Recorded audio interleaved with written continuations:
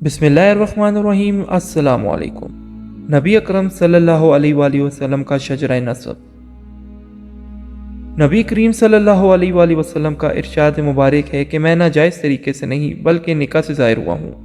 آدم علیہ السلام سے لے کر اس وقت تک جب تک میرے والدین کے یہاں میری پیدائش ہوئی، دور جاہلیت کی کوئی غلط چیز مجھ سے چھو کر نہیں گزری۔ حضرت ابن عباس رضی اللہ تعالیٰ عنہ سے روایت کرتے ہیں کہ رسول اللہ صلی اللہ علیہ وسلم ایک نبی سے دوسرے نبی کی پشت پر منتقل ہوتے رہے، یہاں تک کہ آپ صلی اللہ علیہ وآلہ وسلم کی والدہ ماجدہ نے آپ کو جنا۔ حضور صلی اللہ علیہ وآلہ وسلم نے ایک بار اپنا تعارف اس طرح کرایا کہ میں اپنے باپ ابراہیم کی دعا ہوں۔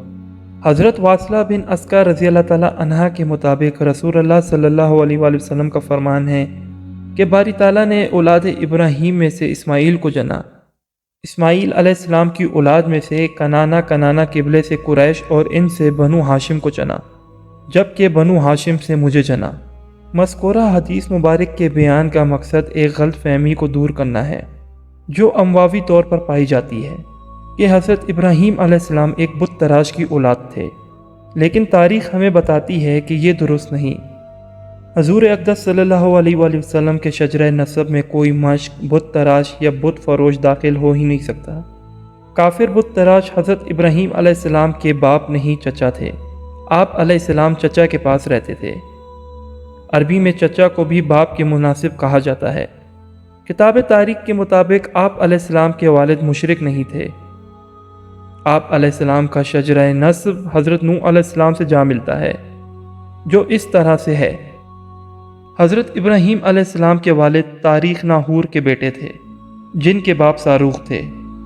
وہ ارغوا کے بیٹے تھے، پھر ارغوا کا باپ فلق اور ان کا باپ عابر، ان کا باپ شاہق اور ان کا باپ کنان تھا، جو ارکاش کے بیٹے تھے، اور وہ حضرت نوح علیہ السلام کے بیٹے شام کی اولاد تھے۔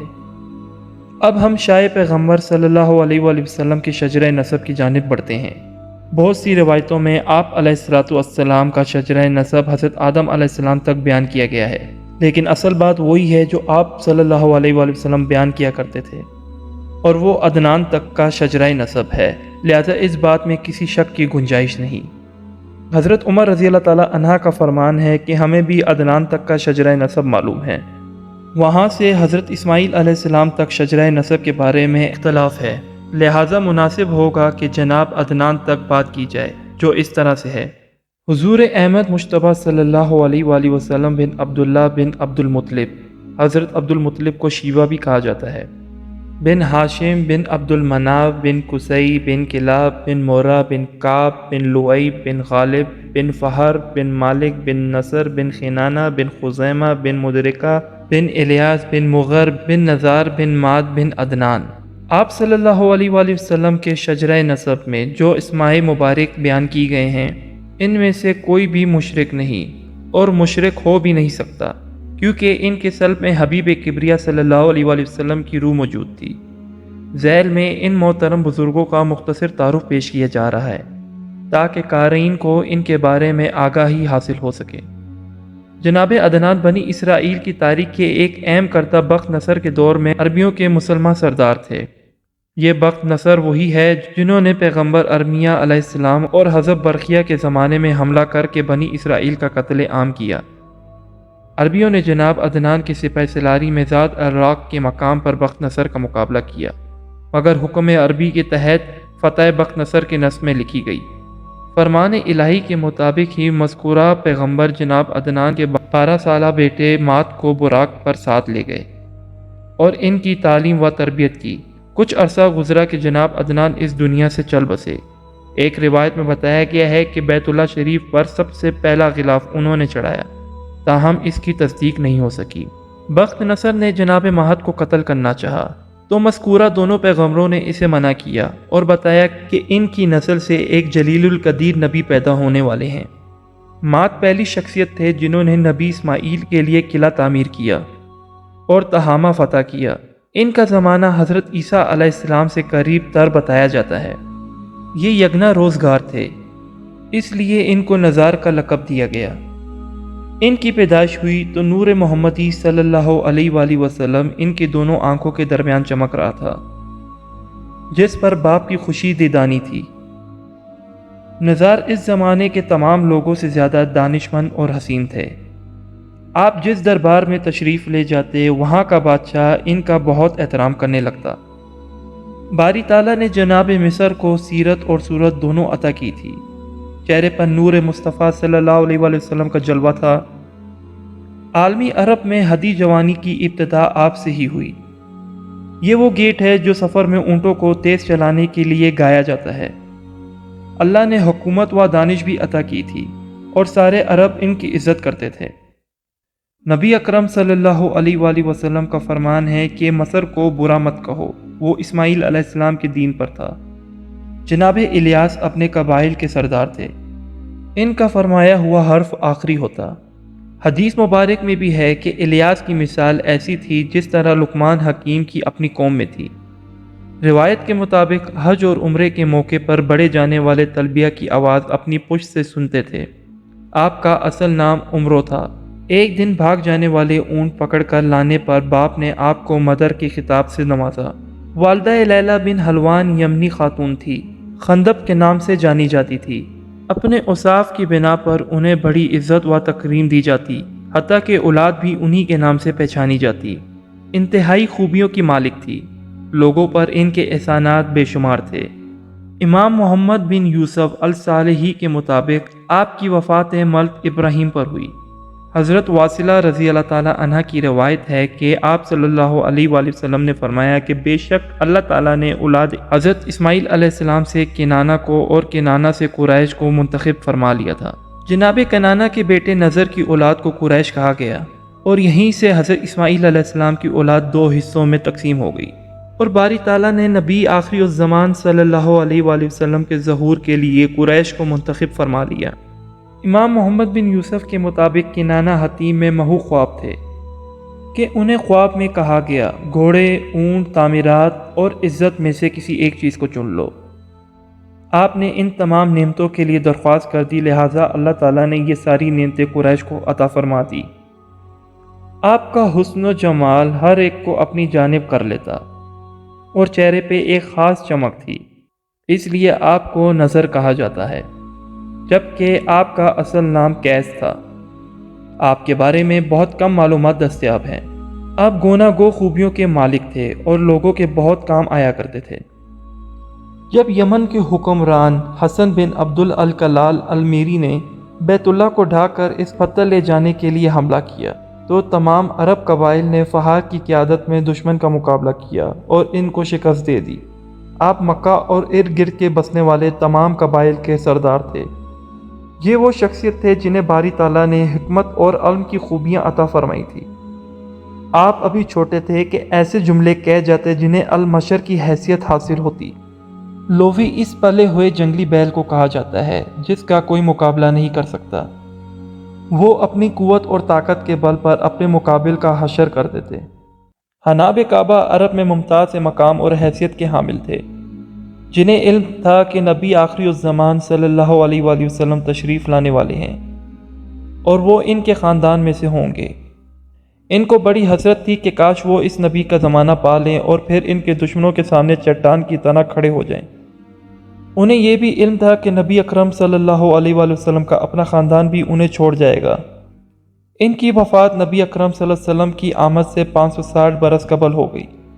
جناب کعبہ ہر جمعے کو قریش کو خطبہ دیتے کہ جنہوں نے نبی اکرم صلی اللہ علیہ وسلم کو پایا فوراً ان کی ابتدا کر لیں۔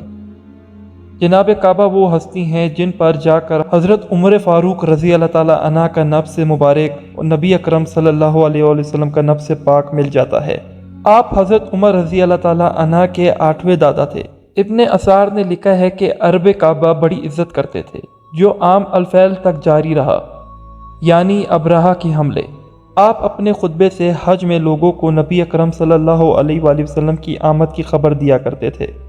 جناب فرا پر نبی اکرم صلی اللہ علیہ وآلہ وسلم، حضرت عمر رضی اللہ تعالیٰ عنہ، حضرت امام مالک رضی اللہ تعالیٰ عنہ کا نسب ایک ہو جاتا ہے۔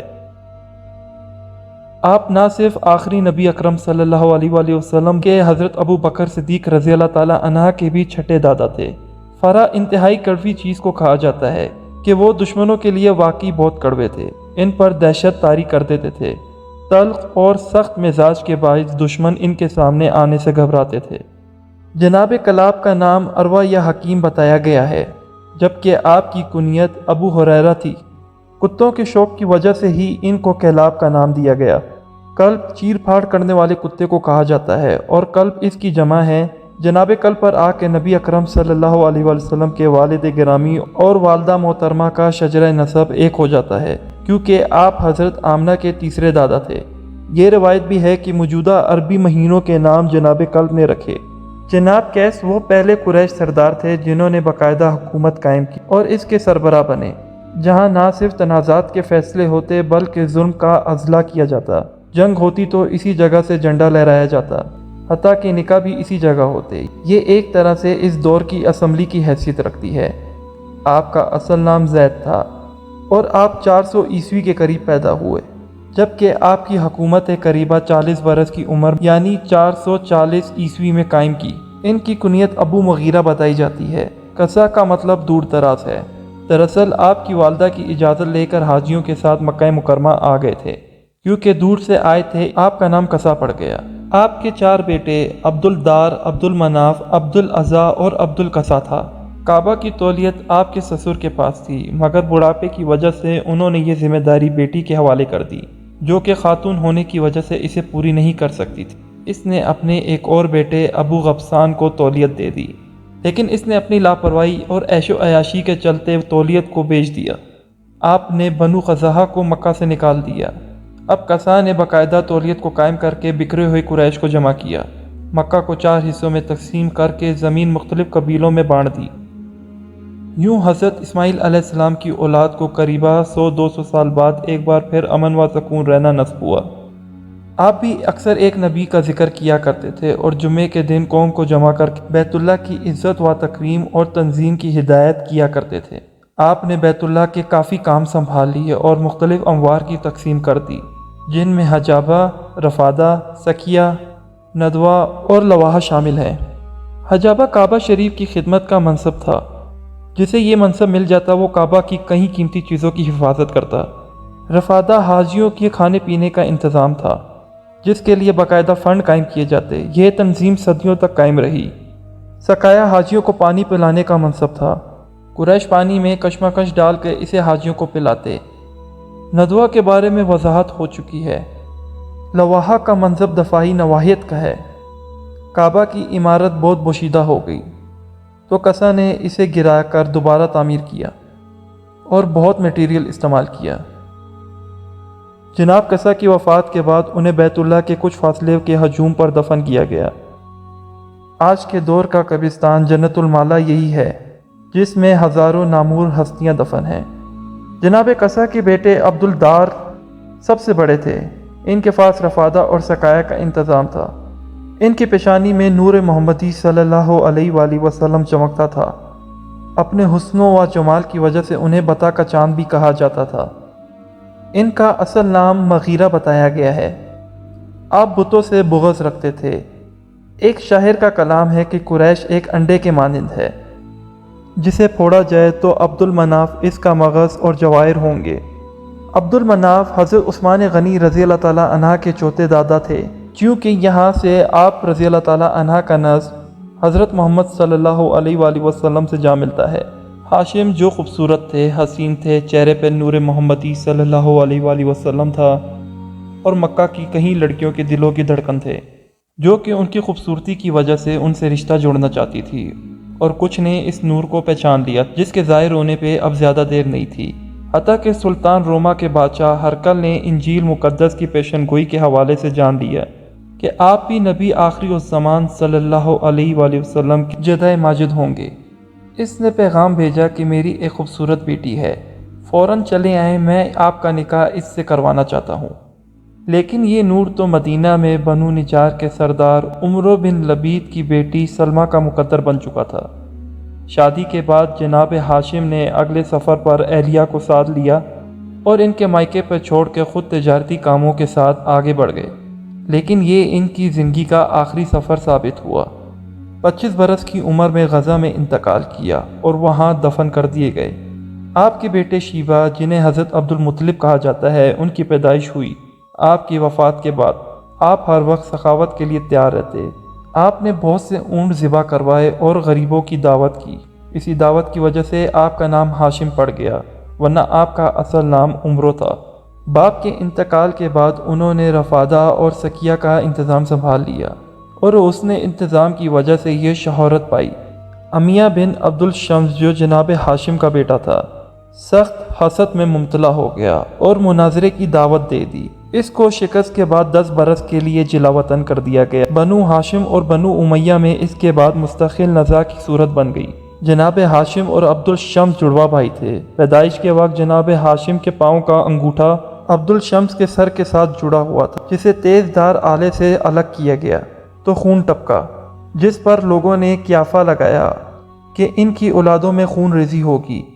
عبد المطلب جناب ہاشم کے والد کے بعد حضرت سلمہ نے یثرب مدینہ منورہ میں ایک بیٹے کو جنم دیا، جس کے سر پر چند سفید بال تھے، کیونکہ اس بچے کو شیبہ کا نام دیا گیا، یعنی کہ بوڑھے۔ بچے کی پیدائش پہ 7 سال کا عرصہ گزرا تھا۔ یہ بچہ تیر اندازی میں بہت ماہر تھا، ہر بار جیت اس کی ہوتی۔ فتح پر اپنی خوبصورت اور معصوم چہرے کے ساتھ نعرہ لگاتا، میں ہاشم کا بیٹا ہوں، بتا کے وادی کے سردار کی اولاد ہوں۔